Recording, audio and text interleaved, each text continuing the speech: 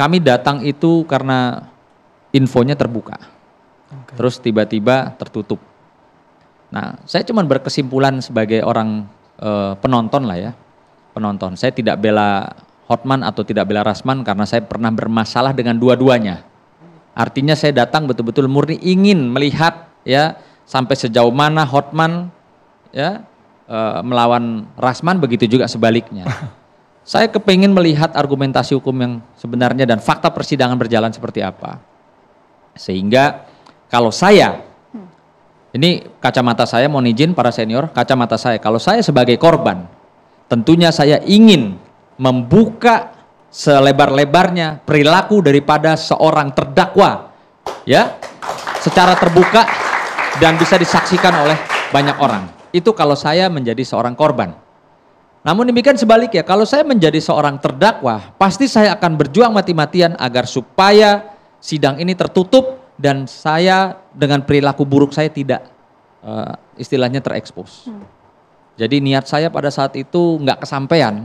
Saya kepengen lihat argumentasi hukum para senior saya dengan baik dan melihat fakta persidangan.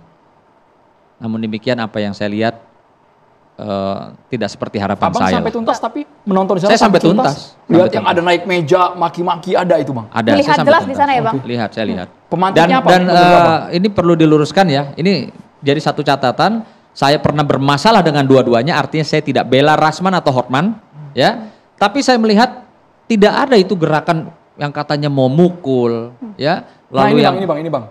Ini bukan memukul Bang, hanya nggak mendekati ada, Bang ya. Nggak ada. Silahkan di lab krim forensik juga tidak ada gerakan memukul tuh seperti yang disampaikan. Wah saya tangkis karena saya mau dipukul, nggak ada.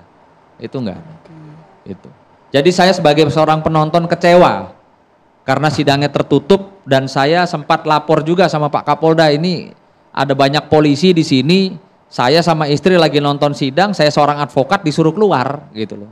Iya, sampai saya komunikasi sama Pak Kapolres juga, ini jangan sampai salah paham. Saya bilang, kami datang bukan preman, kami bukan pendukung Hotman atau Rasman, tapi kami seorang advokat dan istri saya kebetulan lagi belajar hukum, pingin melihat jalannya persidangan yang elok seperti apa sih yang disajikan oleh para senior kami. Kalau pertimbangan hakim ada unsur asusila Bang, sehingga ditutup di tengah jalan. Ada perubahan? Ya. Ada perubahan di tengah jalan. Menurut Abang dari kacamata advokat, itu hal yang wajar? Loh, berubah itu seketika? mungkin yang bisa jawab para senior saya di sini.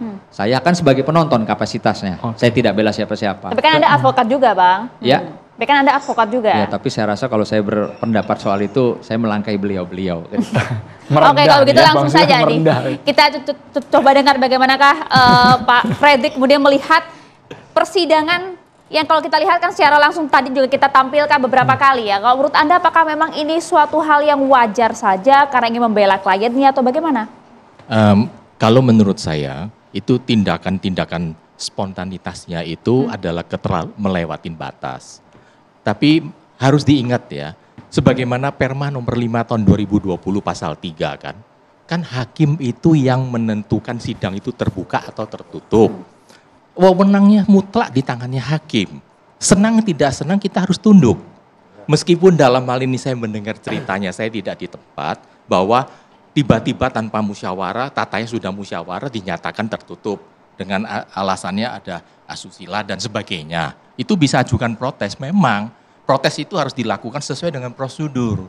Ya, dalam prosedur ini bikin kita gemes ya. Kadang-kadang, kalau ikutin protes ini, protesnya aja belum diproses, saya udah dihukum. Jadinya kan begitu kan, gregetan. Wajar, di Indonesia bukan satu kali terjadi. Ada di sidang hakim ditusuk mati di Surabaya. Ya kan, ada yang di mana itu dipukulin, dilemparin pejak, di kursi. Banyak yang terjadi, tapi yang terekspos barusan ini karena pelaku dan terlakunya itu adalah lawyer. Jangan lupa dengan adanya suatu tindakan-tindakan yang tidak layak dan tidak pantas dilakukan oleh seorang advokat, yang menjadi korbannya itu kita advokat semua. Hakim itu akan antipati. Kalian advokat brengsek semua, kira-kira begitu.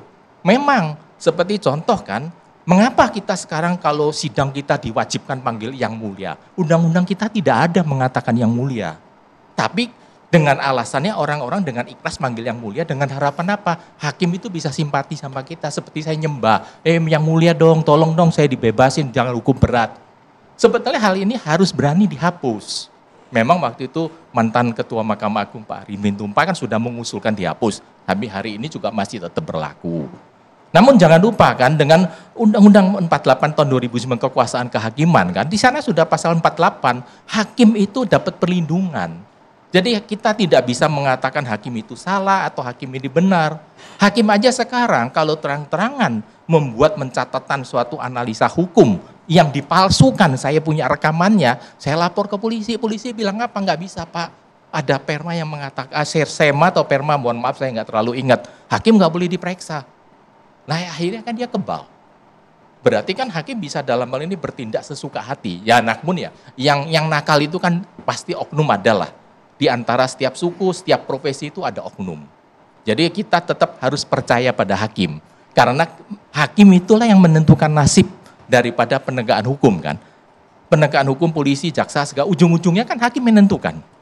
Nah di sini yang saya mengharapkan itu kan lah profesi kita boleh panas kan, tapi jangan sampai kita melampaui batas. Ya kita kalau mau bagaimana nanti kita minta RDP sama Komisi 3, kita mau minta RDP sama Ketua Mahkamah Agung, siapapun silakan. Tapi di sidang kita hormatinlah hakim. Ya itu yang prinsip yang saya ingin sampaikan. Tapi ini kan nasi sudah menjadi bubur, Bang Fredrik. Videonya kami putar berulang kali. Menurut Abang, sikap dari terdakwa Rasman seperti apa, Bang? Ya, menurut saya itu rekan Rasman itu saya juga kenal baik ya. Beliau itu sudah terlampau emosi, tidak bisa mengendalikan emosi. Menteriak-teriak, terus kemudian sampai berlompat ke depan sidang ya, itu tidak pada tempatnya. Itu ya sepantasnya itu dikoreksi lah, jangan sampai terulang lagi. Namun bagaimanapun juga dengan pasal 207, 216, 217 ya bisa aja dilaporkan dalam hal ini tindak pidana. Kalau 207 itu abal-abal nggak ada apa-apanya lah, nggak bisa ditahan. 216 itu cukup berat. Namun dalam hal ini kan harus dipertimbangkan kembali. Apakah itu tindakannya rekan Rasman itu disengaja atau tidak sengaja? Rekan daripada siapa satu namanya yang naik meja Firdaus. itu Firdaus ya. Saya melihat spontan, saya lihat aja, saya menganalisa. Mungkin dia lihat kan Rasman datengin ke rekan Hotman, tahu-tahu kan didatengin oleh orang berbaju batik. Dikirain si Rasman mau dipukul, dia mau melindungin, dia spontan, dia mau cepet lari lindungin. Mungkin loh ya. Tapi semuanya itu jelaskan di depan polisi. Kalau memang dipidanakan. Ya kalau memang pidanakan silakan aja kan, apakah hakim itu siap diperiksa oleh penyidik. Nanti jangan-jangan kan penyidiknya suruh datang ke hakim gitu kan untuk bikin berita acara. Ujung-ujungnya jaksa sama hakim yang memutuskan kan dia sendiri sebagaimana tadi rekan bilang kan, yang ya bisa celaka. Ya apa nggak lebih baik dalam hal ini organisasi yang menaungi Rasman maupun dalam hal ini siapa itu namanya, saya mohon maaf saya nggak Firdaus itu ya, bisalah dalam hal ini melakukan mediasi dengan hakim kan, tidak perlulah gontok-gontokan. Karena apa? Kita avokat sama hakim itu sama. Janganlah kita itu merasa kita itu rendah. Kita sama kok sama hakim. Kita sekolahnya sama, bahkan kita sekolahnya mungkin lebih banyak daripada hakim. Namun dia yang punya palu, kita nggak punya palu. Kita cuma punya mulut kan. Nah di sinilah yang harusnya kita menghormatin hakim, dan hakim juga saran saya juga introspeksi. Hal-hal demikian itu tidak perlu terjadi.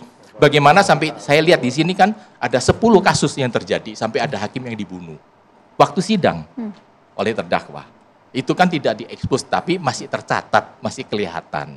Ya hal demikian tidak perlu terjadi, di mana kalau avokat bisa menahan emosi, atau hakim juga bisa menahan emosi, atau jaksa juga harus bisa menahan emosi. Kita ini menyelesaikan perkara berdasarkan argumentasi hukum, bukan berdasarkan emosi, bukan berdasarkan fisik. Kalau fisik kita jadi liar kan. Oke, Bang Sunan ditanggapi singkat Bang, ya. boleh Bang? Menyelesaikan dengan profesional, tidak dengan emosi. Iya, saya sepakat pastinya. Seperti saya bilang ya, saya menyaksikan tontonan yang tidak seperti saya harapkan. Memang seyogyanya kan semua ada mekanismenya yang diatur ya.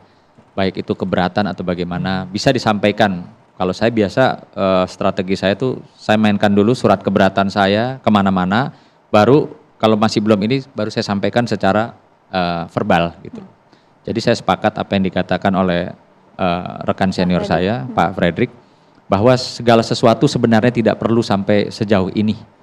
Rame-rame para penegak hukum di mata masyarakat ini udah terlibat, jadi ada hakim, ada para pengacara, ada jaksa gitu kan.